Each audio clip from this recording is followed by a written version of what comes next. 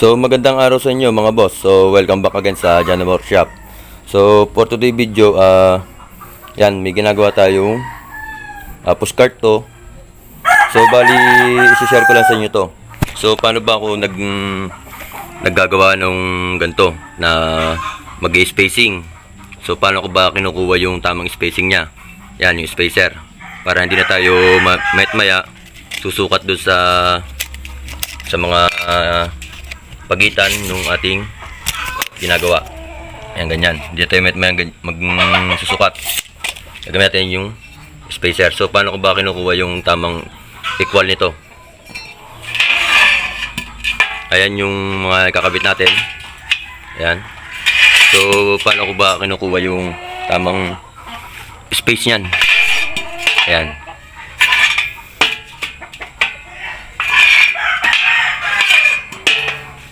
Ayan. So, paano ko ba kinukuha yung tamang space niyan?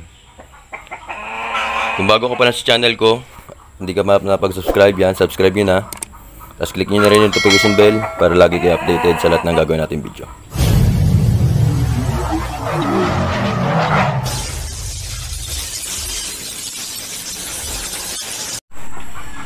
May nagtanong kasi doon sa ating isang video, doon sa ginawa nating bed frame. So, paano ko raw ba nakuha yung spacing nun na 9 cm or 90 mm.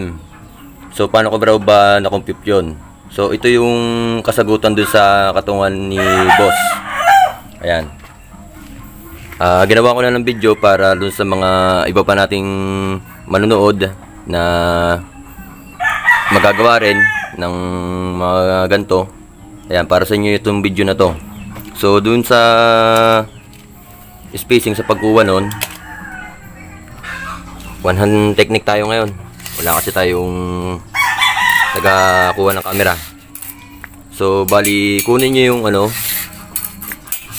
Ayan. Kunin nyo yung haba. Yan yung loob. Yan, tutok nyo rin sa kablang yan. Yan, tutok nyo dyan.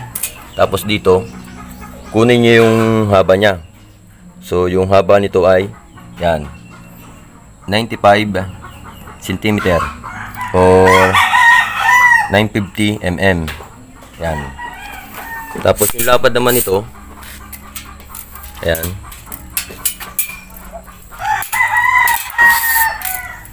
yung lapad niya, yan, simula roon tutok.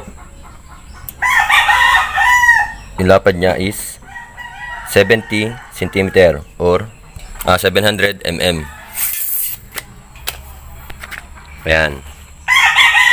So, paano ba natin yung kinukompute? Punta tayo mamaya sa whiteboard. Shoutout na rin kay Boss Eli Marie. Yan, shoutout.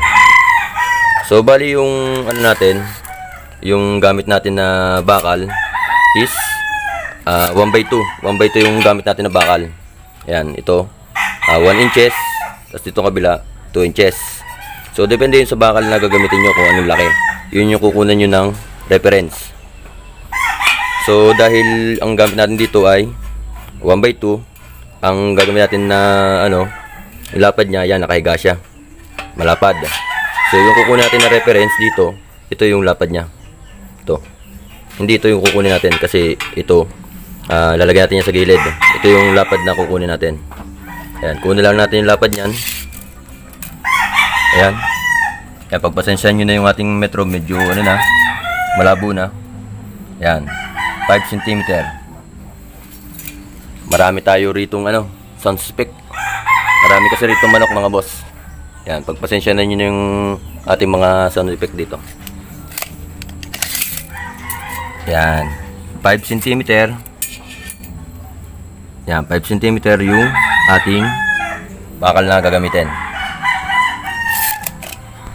So, bali yung haba natin is simula doon, tapos dito yung loob, ang kukunin lagi natin yung loob lagi.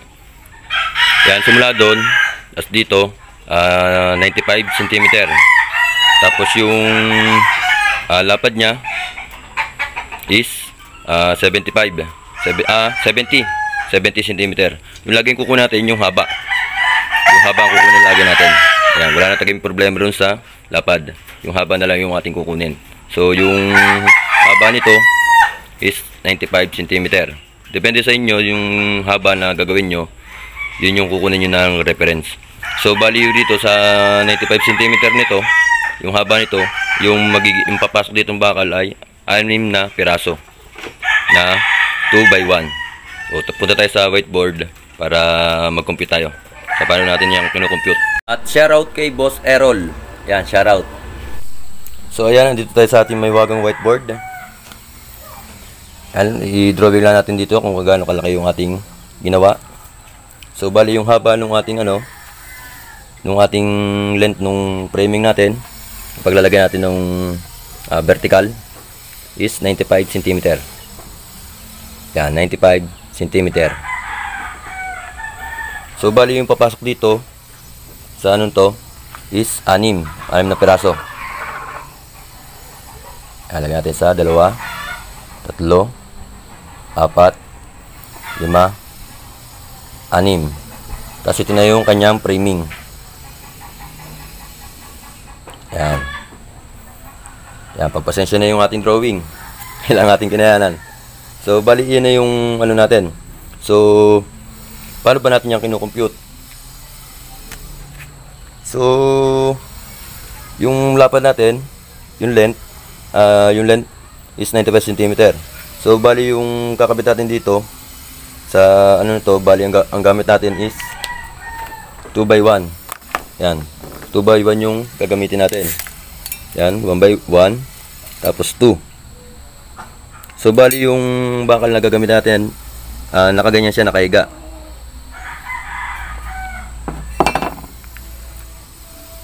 Ang gagawin nyo lang doon, yung 5 cm na to, yan, 5 cm na to, ita-times natin yan.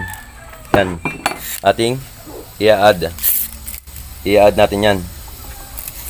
So bilangin natin yung bakal natin na papasok. So bali dito sa haba na to, sa 95 cm, ang pumasok sa kanya ay bali 6. Yan, bilangin natin sa 2, 3, 4, 5, 6.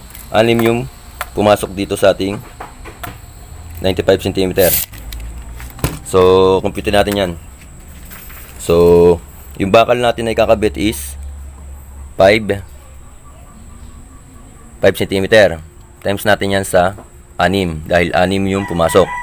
Yung lapad niya, yan yung lapad 5 cm. Ito yung lapad. Yan 5 cm yan. Tapos 6 na piraso. Yan sa 2, 3, 4, 5, 6. Yan equals 30. Yan, bali 30. Ngayon, pag nakuha nyo na yun, yung haba, kunin nyo yung haba, yung haba natin is 95. Yung 95 na yan, yan, 95. Tapos, i-minus natin tong 30. Na rin kay, kay Engineer Cristel Joyce. Yan, shoutout. Yan, minus 30. Equals 65. Yan. Ngayon, nakuha na natin itong 65 kasi binawasan natin yung 6 na piraso na 5 cm. Alam mo sa kanya, 30. Tapos, i-minus natin, 95 minus 30 equals 65. Ngayon, nakuha nyo na to. Yung 65 na yan, yung 65, i-divide nyo sa 7. Yan. So, question mark to, bakit naging 7? 6 lang yung natin. Yan. Questionable. Bakit naging 7? So, ito yung explanation dyan mga boss. So, bali, yung pumasok dito sa atin, sa ating bakal, sa ating framing, yan, bilangan nyo, 1, 2, 3, 4, 5, 6. So, ang gagawin nyo doon, kung ilan ang pumasok na bakal doon sa ginagawa nyo, gawin nyo lang, plus 1. Magpa plus 1 lang kayo lagi. So, bali, ang pumasok sa atin ay 6.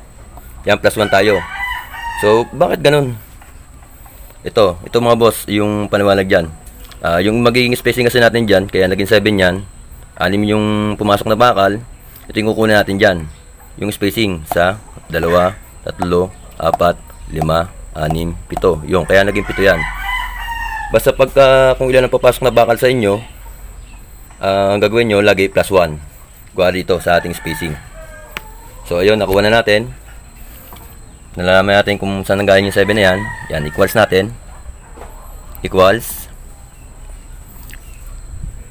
Yan, divide natin. Ang lalabas dyan ay 65 divide 7 equals 9.2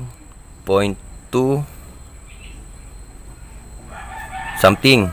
Basta run out na lang natin yan sa sa 9.2. 9.2 na lang yung natin dito, 9.2. Mahaba kasi yan, maraming mga numbers. I-run out na lang natin siya sa 9.2. So ganun lang mag-compute kung paano kinukuha yung niyan, yung spacing. Yan, shoutout kay boss. Isa na namang kaalaman. Sharing is caring. Shoutout muna tayo sa ating mga boss. Yan, salamat sa panonood.